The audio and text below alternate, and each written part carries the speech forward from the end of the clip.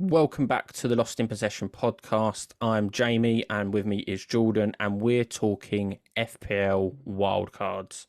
Now, I have to say, both of us haven't played it, but with the international break coming up, so many of us will be. So let's get straight into it. Roll that intro.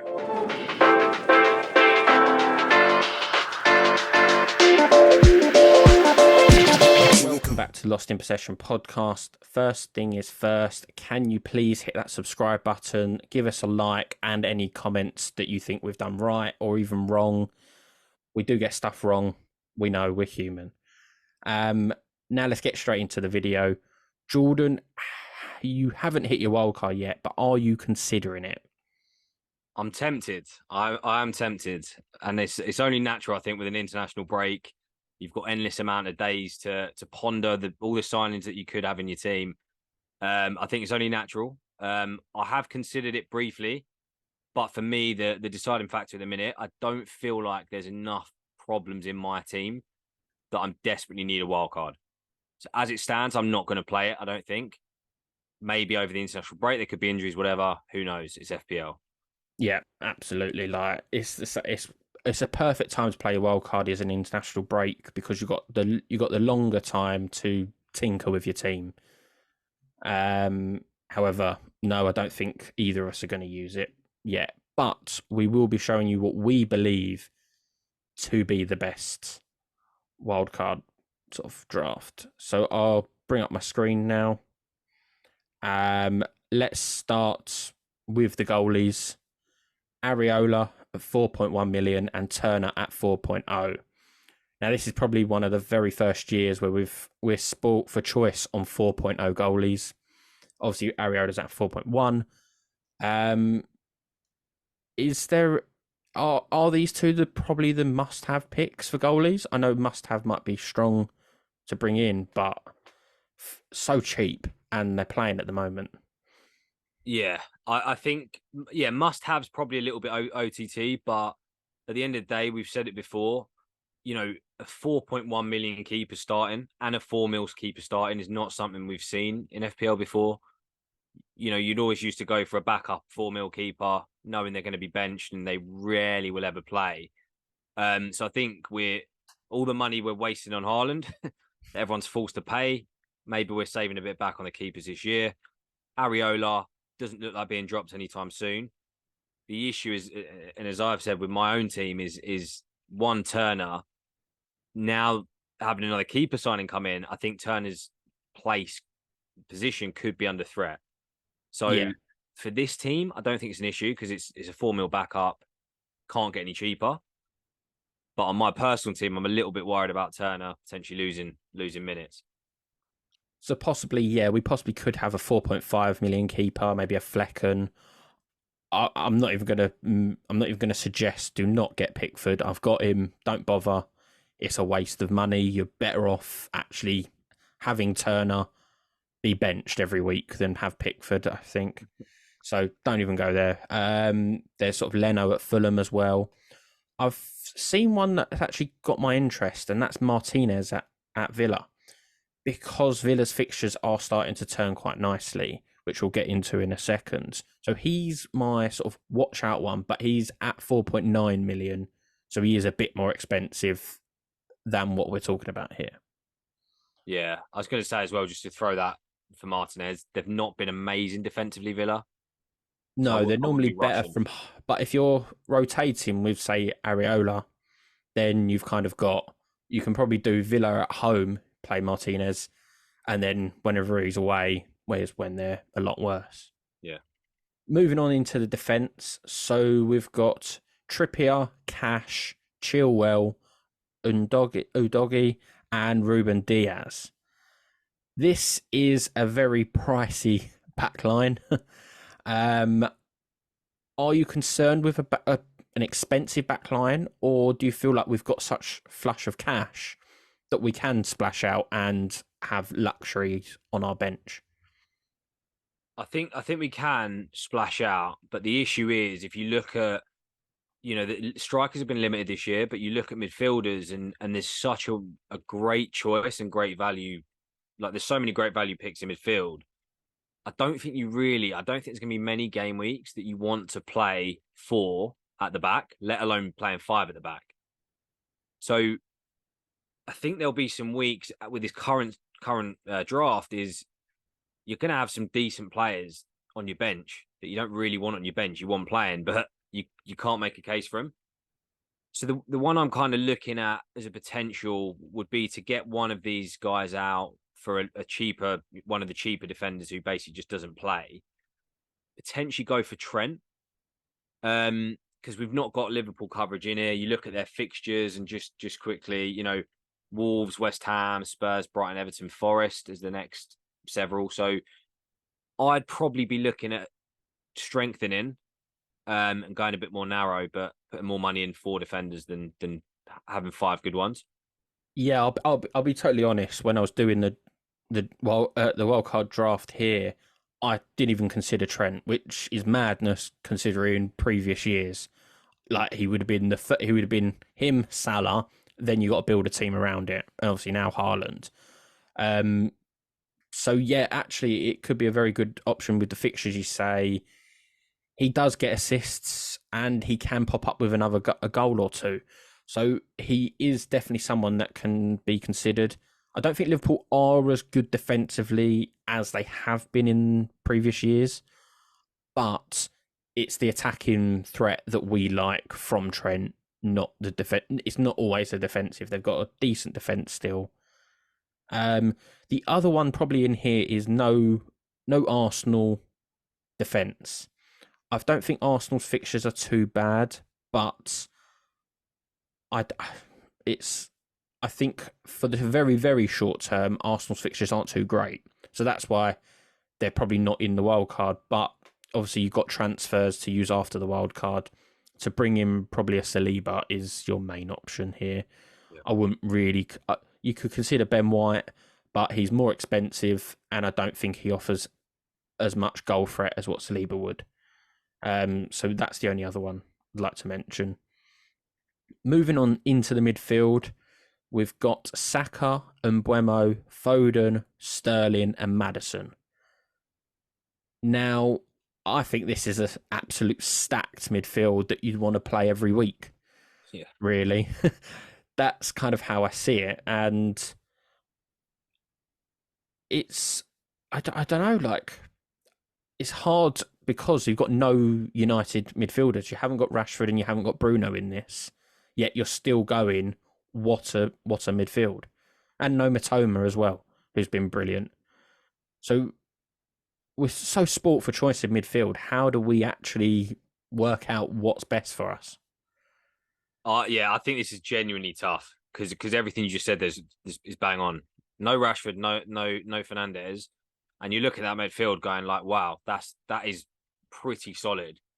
And also, pretty much all of those 5 so far have already been delivering points. So it doesn't. None of those picks feel like a gamble. I'd actually say to go with the sort of gamble. I think the most gamble is up from our 2 teams with Foden and Sterling because Pep. I have a series on TikTok if you haven't seen called Pep Roulette for this reason because it's so hard to pick what Pep's team is, even as a City fan. Foden could be dropped anytime despite having an absolute phenomenal game. And then Sterling, you've bought Palmer, who's going to rival his position. Like you spent 40 odd million on him. And Nkunku, when he comes back, I think will take up roughly his position. So there's a lot of competition for Sterling's place, and if he has a bad week, Poch can easily get him off. So that's where I think probably in the midfield, them 2 are a risk, but I think at the moment they're probably a good risk. I think they're not going to be dropped anytime soon. Well, for at least the next 3 or 4 game weeks. So I think it's great to have them. Yeah. I mean, we've got Chelsea-wise, we've got a nice-ish run of 4 games left. But after that, starting in, from late October, it gets savage for us. So with Sterling, I think he'd probably be the first, just looking at City's fixtures as well. yeah, you'd basically want, if you're going to decide between Foden and Sterling, you want one of those out after the next 4 game weeks. So I'd plan accordingly. This might sound a bit of a The only go on. small argument I have on that is I know you're looking at fixtures, and I actually agree with you on the fixtures. City fixtures do turn bad, but I think City attacking wise are pretty much fixture proof. Attacking wise, defensively, I'd fully understand because these teams can score goals. I think attacking wise, we will score against anyone. I'm not saying we're going to score 100% of the games. We will. But if you're looking at fixtures solely, you're absolutely right. Like, we've got all the top 6 or big 6 teams in here, plus a Brighton and even a Villa towards the end of it. But yeah, I fully agree with your point, though. They're the two who are looking most likely you want to get rid of. I think the question as well for us is, obviously we've got currently three City players in. Do we want still a triple up on City when the fixtures get tough? I Yeah, think that's one we'd have to consider. so at the moment, though, if you're basing it off obviously stats, I've seen the City are second in XG overall to Brentford. Actually, Brentford are top of that. So that is why we've got Embuemo in here, who's their penalty taker. Been fantastic so far. I don't know if you saw his goal against Bournemouth, but it was an amazing turn and then a very cool and calm finish. And so it's not just the penalties we're after here. He's been brilliant. But City have had the best defensive, like less conceded goals. I don't, like the least XG Yeah. against them. So that's probably why you have 3 of them in there, because without wanting to sound sort of, biased, City are the best team in the league, or at least so far. Yeah, I think you're right. If there's any team you want to triple up on with the most safety, it would be Man City. Yeah. So yeah, mate, we're probably all right there actually, and you can always bench if needed. Yeah, exactly. Maddison been fantastic for Spurs. Everything is going through him. I know Son scored a hat trick. Maddison didn't actually get any assists, but it's still the whole link up play is going through him. And we also don't know who's on penalty at Spurs yet, because they've not had one since Kane's left. I would probably guess it would be Son. Yeah, I think it will be. But I think Maddison is in contention. But until they get one, and they're all, and even Richarlison could probably try and ask for it. Yeah, I'd tell him no, quite bluntly. But it could be any of them 3, in my opinion. how much is Son actually? Just what's the exact price? Because Son is, I if think I he'll just be around 10. think he's 9 point something, 9.1. Yeah, so it's quite a big jump up in price still. Exactly, and Want him in, you're gonna have to downgrade. that's where I think Maddison is cheaper. I just think he's going to be involved more. You'll get assists from him where Son's not involved. I think if Son plays on the wing, it's definitely Maddison. If Son plays up front, that's where you've got to start looking at possibly bringing in Son. Yeah. Yeah. So then into the strikers. Well, there's obviously no doubt about it. Haaland is in the team. He'll be captaining pretty much every week. It's unfortunately for FPL, it is a bit of a null and void place. Haaland's 91% owned, I think it was. Look at that, on the verge of 92% owned, which is ridiculous. He's ruined the game. He kind of has, which is weird. I don't like to say anything negative about City players, but he has kind of, because he's your captain. So it's everything else that matters. And then the other 2 spots up front is Isaac at Newcastle and Archer at Sheffield United. Now, I think you've been talking about Archer.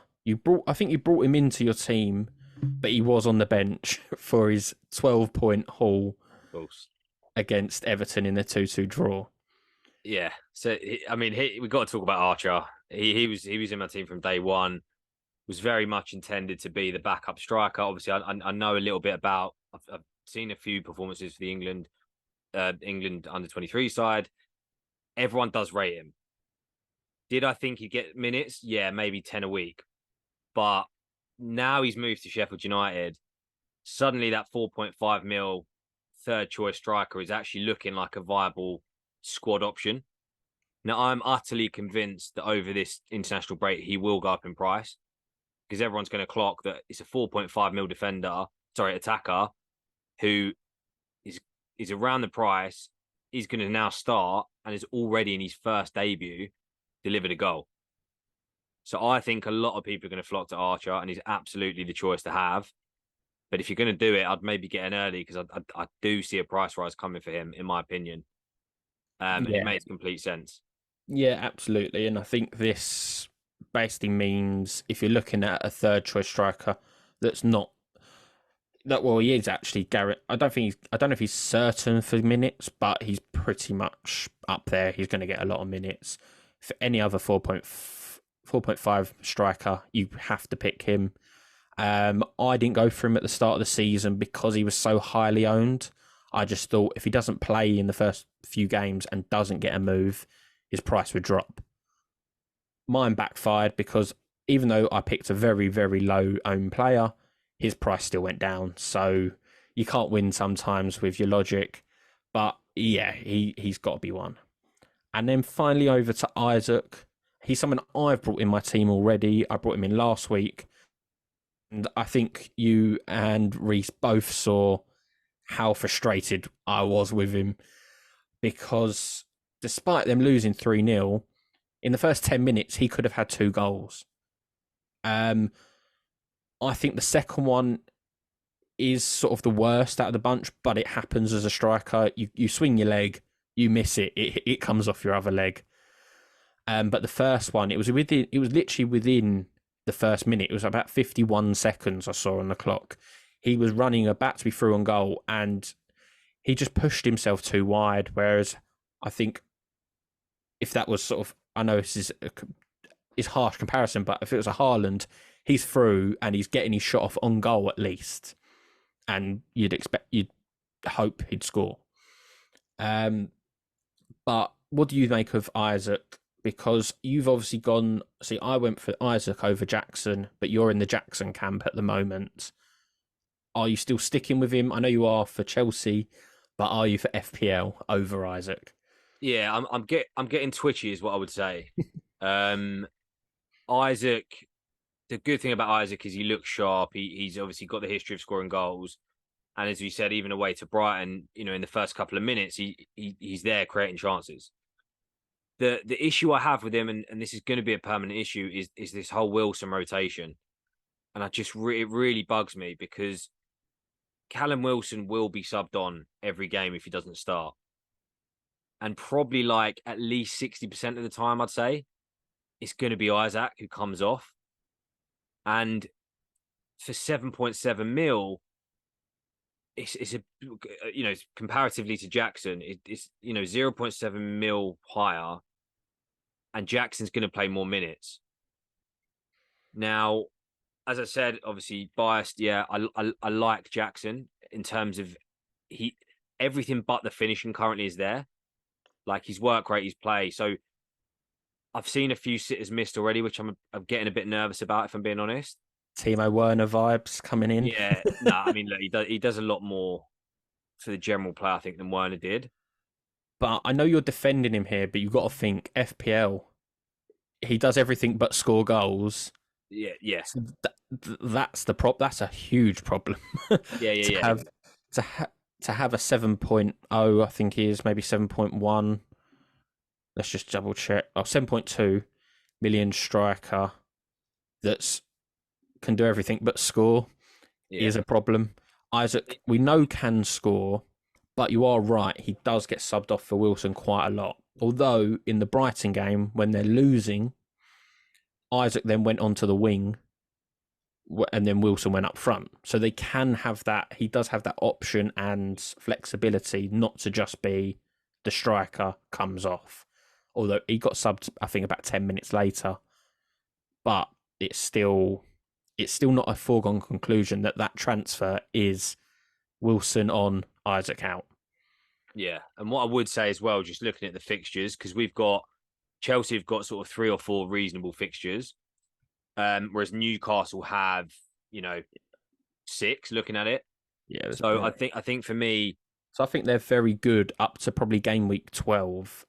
If yeah, just ignore, well, the Arsenal game, I think Arsenal at home. If it was away, I'd be like, you don't want him for that. But at home, Newcastle are quite good against Arsenal at home. yeah, So actually, he can still pop up with goals there. So I think, yeah, all the way up to 12.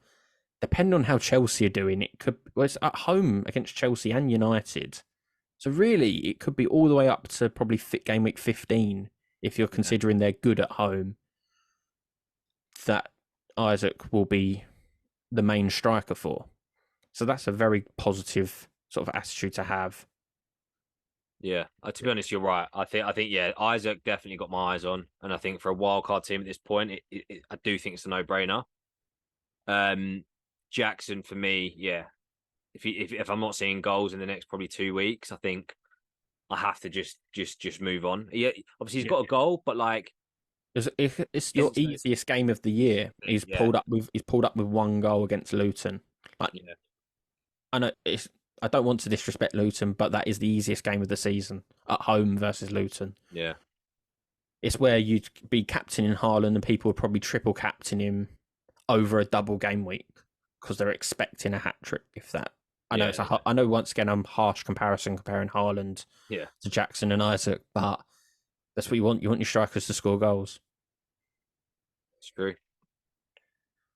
And Well, anyone there's else? our team, I think. Yeah, I was gonna Unless, yeah, say, is there anyone that we feel like, or any clubs we've done dirty here? Because I'm thinking, I'm thinking Brighton. I know they've not got the best run, but Brighton have been brilliant, and we've got no Brighton players whatsoever. I think that's because of the fixture change, not because of how Brighton have performed. Because Brighton have been brilliant, like we Yeah, said. Like I said, with the midfield, you can easily have a Mitoma in there or a March, but I think you look at fixtures with Brighton more so than you do with, say, City or even Arsenal. So that's kind of, yeah, how I'd see it. No United players in this. I think me and you had a discussion about the defence having United. I think with there's too many injuries at the moment to consider it because it could possibly be a Maguire Evans starting centre half pairing. Now I don't care who you are, like Luton will be going. Come on, then let's have them because that's the type of that's what you want to see. And then you got Wan-Bissaka on the wing. I think he will get one assist this season, maybe two. Dalot on the other side, he's a short term replacement. You've got Reguilon on the bench, so there's no security there.